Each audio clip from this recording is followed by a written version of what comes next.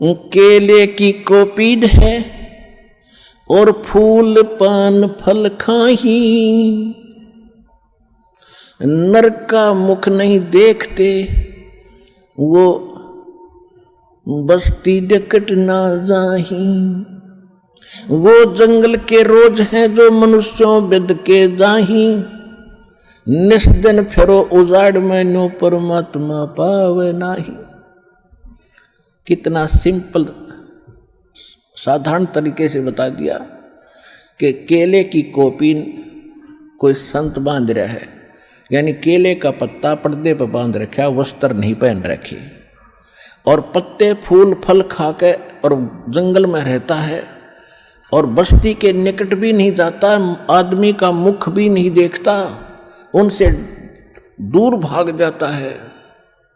जैसे कहते हैं केले की कोपीन है जो फूल पत्ते फल खाही और नर का मुख नहीं देखते। उस संत के बारे में वो यही बता रहा था कि वो आदमी के दर्शन नहीं करता, ना दर्शन देता।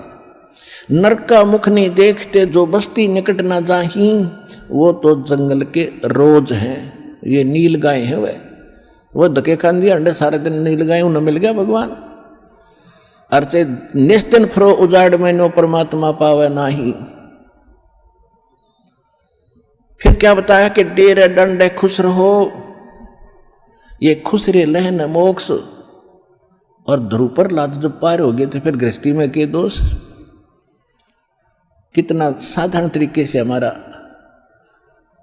जो अज्ञान अंधेरा साफ किया भगवान ने कि आप जी ध्रुव जी को प्रहलाद जी के तो खूब गुण गाते हो कि मुक्ति प्राप्त कर गए।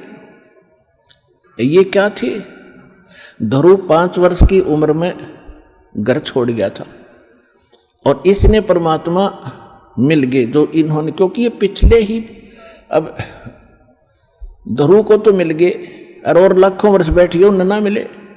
कहने का भाव ये है कि पिछले जन्म जन्मांतर से कोई साधना करता हुआ आ रहा था और उस साधना के कारण कौन मिला इसको? विष्णु आ गया। और विष्णु से इसने क्या मांगा? मुझे अटल राज दे दो। तो इसने राज दे दिया क्योंकि इसका वर्क डन मिल गया। मोक्ष नहीं हुआ, भगवान से दोहरे बैठा रहा जब तक सतलोक नहीं जाएंगे। इतना उस भगवान के मिलने का लाभ क्या हुआ? 120 वर्ष परमात्मा यहाँ रहे, काशी में ना जाने कितना ने देखे। और भगवान शंकर और पार्वती इकट्ठे रहा करते, जब तक नाम नहीं ले लिया पार्वती ने उसकी उतनी भी राहत ना मिली जो उस मंत्र से मिलनी थी जो शंकर जी देते। तो भगवान के मिलने मात्र से मोक्ष नहीं है। तो कहने का भाव यह है कि ध्रुव ने फिर राज्य किया, विवाह किया,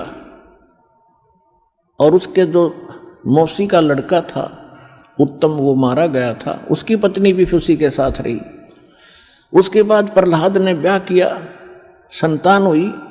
बलि राजा जिसने 100 यज्ञ किए थे 100 मन की, जिससे वो इंद्र की गद्दी प्राप्त करना चाहते थे, जिस कारण से भगवान 52 रूप बना कर आए थे, वो बलि जो है प्रहलाद का पोता था और बैलोचन उसका पुत्र था प्रहलाद का।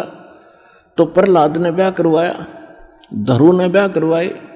तो यहाँ परमात्मा समझाना चाहते हैं कि डेरे डंडे खुश रहो। डेरा माने घर। कई ये कहते हैं कि गुरु जी ब्रह्मचारी हो और चेले गृहस्थी हो।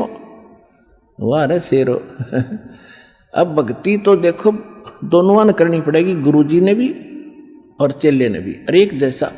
और ठीक है, जो ब्रह्मचारी रहना बुरा नहीं, और केवल ये कहना कि ब्रह्मचारी ही गुरु हो सकता है, ये मूर्खता है।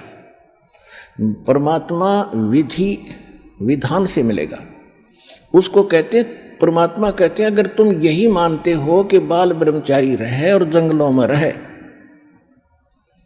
और तभी भगवान मिलेगा, उसके लिए उदाहरण दे रहे हैं कि डेरे डंडे खुश रहो। ये खुश रे लहना मोक्ष, ये हिजड़े पार ना होते अगर केवल ब्रह्मचारी रहने मात्र से ही तुम मानते हो मोक्ष हो जाएगा। तो इन खुसरों का नंबर तो अब तो पहले आना चाहिए था। और फिर कहते हैं ध्रुव प्रहलाद भी पार हो गए, तुम कहते हो, तो फिर गृहस्थी में के दोष।